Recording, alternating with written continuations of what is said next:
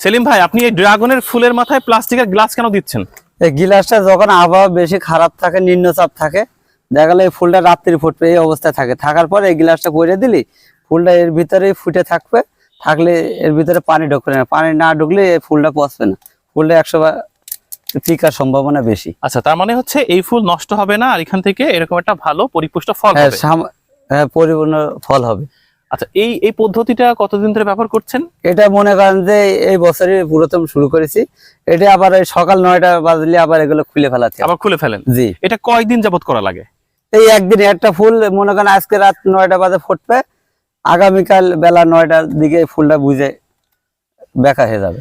দর্শক দেখুন, আমাদের সেলিম ভাই কি চমৎকার একটি পদ্ধতি ব্যবহার করছেন।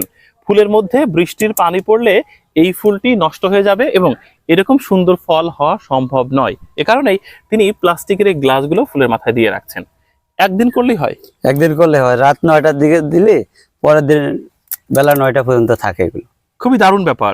মাত্র একটি গ্লাস ব্যবহার করেই একটি ফুলকে পরিপূর্ণ ফলে রূপান্তরিত করার নিশ্চয়তা দেওয়া হচ্ছে।